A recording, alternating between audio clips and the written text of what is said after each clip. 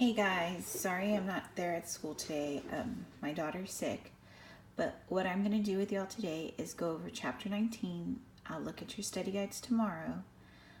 We're going to go over the increasing influence of what is going on in Europe. One of the things that we're going to talk about, which we've been talking about already, is like how these regions are eventually going to form states later, and that will lead to colonization. But we're seeing the organization of our regional states in Europe consolidating. We see people coming to power. We're going to see massive social changes. We're going to see Christianity. We already know that it's divided up in Europe between the Roman Catholic Church and the Eastern Orthodox Church, and we're going to see the rise of the Catholic Church in this area, and we're also going to see the rise of the church trying to influence people to go on the Crusades. So what we've talked about from chapter 16 is we know that the empire in chapter 16 has divided up. We know that this area in red is the Holy Roman Empire. We know over here by Constantinople, right? That was what was controlled by the Eastern Orthodox, and they had that great schism in 1054, and they divided. But now what we're seeing is we're looking at little regional states, and we see that Germany is rising in power, and we're going to see that Otto I has extended his republic further. Now we know that the Pope is kind of worried. The Pope is worried because whoever's the strongest, he fears that they could possibly influence, take over the church. And so we've seen this before about papal primacy, that the Roman Catholic Church is going to unite itself with strong leaders. And we see that the Pope John XII, is going to give title to Otto I to become emperor. And this is just uniting himself. But what we're going to see is that there's going to be a power struggle between Otto I and these German kings, and who should really appoint church officials. We've seen in the Eastern Orthodox Church, we know that the patriarch is in charge. We know the emperor has a lot of control of who appoints the patriarch. But we're going to see this feud between emperor and pope come alive with the advancement of these German kings. This is what's going to lead to the investiture contest. Who is going to control who gets appointed? We're going to see the Pope is going to get very upset because we're seeing our German kings getting to select, and they're putting people in the church that are not following directions, and we see this challenges the Pope's rule and challenges the idea of papal primacy. So we're going to see that they're going to stop the lay investiture and say that the only one who has authority in appointing people in the church is the Pope. Again, that is going back to papal primacy. The Pope gets to do everything. The Pope is the leader. And we see that this will eventually lead to diminishing the emperor's authority in the church. We see other people try to come into Italy. Frederick of Barbarossa is going to take over the northern regions of Italy. This does threaten the Pope's authority, and we're going to see that the Pope doesn't want to lose control, and we see that Barbarossa will eventually give up his lands in that area that he was taking over. And if we go back to this map, we kind of see right there that the church still controls that land out of fear that they put in Frederick Barbarossa. We're going to see, I know I keep on referring to this as the Holy Roman Empire. We know the Roman Empire has fallen. The Byzantine Empire has come in. Now we know that Byzantine Empire will fall to the Ottoman Turks. So Voltaire has this quote, says, like, it's neither holy. We're seeing that the church is losing its steam. It's no longer Roman. And we're seeing it's not an empire because it's uniting itself with these emperors. So Another thing that we are looking at is other areas that are coming in and creating regional states. So if I look over here in France, France is trying to extend its control. We see that after the Carolingians, there is going to be a new king who's going to come in, and he's going to go back to feudalism.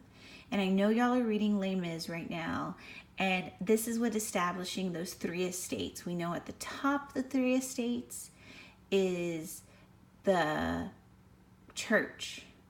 Below that is the people who fight, right? And at the bottom is the peasants. And we know feudalism because we've seen it in chapter 16. This whole idea that the Lord has the land, he lends it to the peasants. It's a give and take system, and the peasants bring back the agriculture. And we're going to see that eventually these captain kings will take back their lands, and it's going to be controlled by the state. Another thing we see in England, we should have seen it on our Hanseatic map. England is forming over here. What we see is England is dealing with the Vikings. We saw the Vikings in our chapter 19 study guide. We know that they're coming out with these cool boats that are they're like shallow boats. They have the oars, and they're able to come in and take over areas. The Vikings are experiencing population growth. Because of population growth, there's a scarcity of resources. They need more food, and they're going to go into areas to try to get that, either through trading or pillaging. Most often we remember the Vikings through pillaging. We will see that because of the Vikings attacked, we're going to see that England starts to form and create a navy eventually, and they're going to try to defend themselves against the Vikings. We see the Duke William of Normandy rise up, and we're going to see feudalism also spread to England. In Italy, I've talked about the Pope having issues. We see that he's having issues because people are coming in. We saw this earlier, and he's very fearful that he's going to lose control. He's very fearful that papal primacy is going to go away. And we see that we're having a lot of issues of the wealthy rising up against the clergy. And we're going to see that this is going to lead to the church reasserting itself. It's later going to put out more university schools. It's going to try to reassert itself, align itself with strong leaders. And we're going to see another threat to the church is that the Muslims we already know control the Iberian Peninsula. They are coming in through Sicily. They're already controlling parts of the Middle East. And we see that the church is having to deal with this as well. And we're going to see eventually this is what's going to lead to the Great Conquista, that they're going to try to basically come in Spain, and they're going to try to remove those Muslim states. Again, if we look at Spain, Spain's not really Spain. It is these regional empires that will eventually unite and become Spain later, and Portugal will become Portugal. But we see the expansion of the Muslims is going to lead to the church uniting to expel them out of the areas that they have come into. I was talking about this earlier, the three estates. We know that there's three estates. Those who pray, here's the clergy. Oops, I shouldn't have touched the computer. The nobles, who are our feudal nobles, they own the land, and then we see our serfs. And we know this, it portrays from what we've seen in chapter 16, and we'll see a little bit of this at the end of the PowerPoint about going back over feudalism. Okay, I told you that the church was very fearful that it was losing control, and we're going to see the church is going to extend itself, and we're going to see that rituals will come out. We've talked about the sacraments, and we've seen the sacraments on our study guide, that people feel that if they do these sacraments, that this will help them in death. We know that they also pray to the saints in hope of assurance that in sudden death that they will go to heaven. We're going to see the church also extend and create cathedrals for its people. We're going to see that universities are created for the monks, and we've related the monks and their whole idea of giving up their stuff. We've related giving up and taking on poverty to our Buddhist monks before. One of the big things that happens in this time period is St. Thomas Aquinas. He's going to go back and adopt Greco ideas from Aristotle. And we're going to see that he starts to adopt this whole idea is that we can have logical reasoning, scientific reasoning into the Catholic Church. We'll eventually see this stuff fold out later with the adoption of a little bit of philosophical thought into the church. Okay, I was talking about this earlier when we were looking at Spain. We know Spain was all these regional areas of Castile and Aragon, and eventually the church feels threatened by the Muslims. And we're going to see that they're going to try to reconquer these areas and throw out those Muslim authorities. Again, this is kind of like the prelude to the Crusades. That idea that the church can organize, people can organize, and reintroduce the Roman Catholic faith into areas that have been taken over. And so we see the Reconquista of Spain happen in 1060. So that if you think about the schism happened in 1054. This is 6 years later that they're starting it, and by 1492 they capture Granada, and now the Muslims are completely out of Spain. So I told you that led to the Crusades, and y'all had this on your study guide. It's a holy war. What the church is doing is they're calling up people to go back into the Holy Land and capture it. We've seen that the Holy Land is in the hands of the Muslims, and the church is promising salvation. And again, with the sacraments going on, with people realizing that they can obtain heaven, and we're going to see that people will go on this. And most of us just think about the knights, which we've seen in chapter 16. But a lot of people who are going on this trip are actually average peasant people who are going to be spending a lot of their money because they feel that they could get salvation. And we're going to see there's over 8 crusades. On our study guide, it asks, were any of them successful? No, not much. We will not capture the Holy Land, and the Holy Land will stay in the hands of the Muslims. So this is just a map of their crusades to get to the Holy Land. Again, people will get to the Holy Land, and we're going to see, because of all of this, we saw on our study guide, that this is going to lead to the creation of the travel industry. Guidebooks are going to be created. People are going to create relic areas so people could go pray to. We see that people are going to stop at holy sites in Jerusalem. This leads to the whole travel industry with inns, people selling relics, people selling items to these pilgrims, which are essentially travelers, and they're taking it back home. We'll see an average person spend 5 to 6 times their income on these pilgrimages to obtain what the church wants, even though that they won't land. So the effects of the Crusades, we're going to see that the church power extends. We see that trade is actually going to expand. As our people move west, they're going to be able to get to these Middle Eastern merchants that are bringing in things to Constantinople, things that they hadn't seen.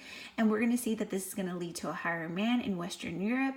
We're going to see, and just like with the Mongols, right? We saw the Mongols bringing stuff over from Asia. It is coming into Anatolia, and people are picking it up. People are wanting it. We see thousands of knights participating in this. They will die, some of them. But again, we're seeing most of the people who participate in the Crusades are average peasants. And this is going to lead to cultural diffusion. As they move west, they're going to be more exposed to the Muslims. We're going to see that they actually start talking and understanding each other. And this is going to lead to cultural diffusion, the idea of languages, the understanding of people. We're going to see that this is just actually going to break down cultural barriers. We see the persecution of the Jews, because again, we're going into the Holy Land. Most of the Crusades were a failure because we actually didn't obtain much land. Because of this, we're going to see that the knights will lose their whole validity, which we know that they've been talked up by our troubadours. And we're going to see that this will begin that, I know we talked about people understanding in language, but this is going to lead to the bitterness that the Christians cannot obtain control of the Holy Lands, and Muslims fearing that the Holy Lands could be taken out of their hands. The next part of what we're going to look at is the Norse expansion. So I'm talking about in Scandinavia, we're going to look back at feudalism, which we've seen in chapter 16, the agriculture, and scholastic theology, dealing back with our monks that we've seen in chapter 16. So Norse expansion, you should have seen this on your Hanseatic map. We see that these people, we know that they've created trade networks, and we know that they're communicating with each other. And a lot of reason why they're communicating with each other is because there are people who are these Vikings who are trying to come in, and they have remarkable new technology that they're able to have these shallow draft boats get in through the high seas. They're able to get through rivers, and we see that they're going places because they have population constraints, they need agricultural surplus, and they just want to trade. And so the Vikings are these invaders that will come in, and we always think plunder. Yes, they're plundering. Yes, they have these shallow boats. They're able to cross the heavy seas. But this is what's going to eventually lead to people in England uniting their country and trying to prepare for the attack. So again, like I said before, the constant threat of invasion from them leads to imperial authorities coming in, uniting their countries. And so they create navies, they create walls, they consolidate. We've seen this before in other empires. As we built empires, people built defense fortifications to protect their people and their territories. And this will happen in England, Germany, and France, which we all know who are involved in the Hanseatic League. Okay, so we've already talked about feudalism. We know feudalism is the give and take, that the land is in the hands of the lords. The lords then give the land to the peasants in exchange that the peasants at harvest time harvest the food for the lord, and the lord is able to get all of that stuff and he redistributes it. We know that the lord is only given the land. If I go back to this idea we've seen before, right? We know the Lord's house is over here. He has the land that the peasants tend to. The peasants go and harvest. All that goes back to the Lord. And we see in exchange, the peasants have their houses where they're able to farm. And we see that this is that give and take system. There's going to be little towns formed, but also the Lord is using a lot of this food to support his knights. And we've seen the social structure. The king has given the land to the noble, the lord. The lord has promised the knight that if he protects and he helps his area, that he will get food and services. But all of this stems from the peasants. The peasants are the ones who are providing this stuff in the give and take system, that they will be on the land and they will provide stuff back to the nobles, who then provides for their protection and safety. Again, we're looking at this empire that we still have the church at the top. Okay, so this goes back to chapter 16 where we talked about the knighthood. We see that the knighthood is something that the church is going to grab onto in the Crusades. We see that this code of chivalry, that you protect your Lord, your heavenly Lord, your Lord here on land, and your chosen lady. We're seeing that these knights take these codes, and you've probably seen a knight being knight, and a lot of it's going to stem that the church will actually take on this tradition, and they will cross the knight, and we will see that they're also taking the code for the church. So we've related this before, that at very young ages, people who are in the knighthood, who are young nobles, take on early jobs. So a page, which we kind of related to Sparta, about these kids being taken away and educated. And we see at certain paces of the educational system, they're taking on different issues. We've seen this in chapter 16. Also, another thing that we saw in chapter 16 was the shifting role of women. We're seeing that these troubadours are coming in and romanticizing what is going on with the knight. And we're going to see women are going to, in the higher courts, are going to buy into their whole romanticizing of the knights and the feudal system. In reality, in the feudal system, the women are going to have to take on more roles. We see women here in textile production. We see women also working in the fields. Again, it's not really this whole romanticized thing that the troubadours are doing. We're going to see economic revival. We know more land is going under the cultivation because of the 3-field system. We know that the three-field system is a rotational system, and we also know that there's some new developments with horses. I know we talked about the Mongols with the stirrups and the saddles, but what we're looking here is the horse collar. I always think of the Clydesdales that pull the horse in the carriage. You remember the horse, and they have horses behind them that they're tied to. But the horse collar is not to pull a carriage at this time.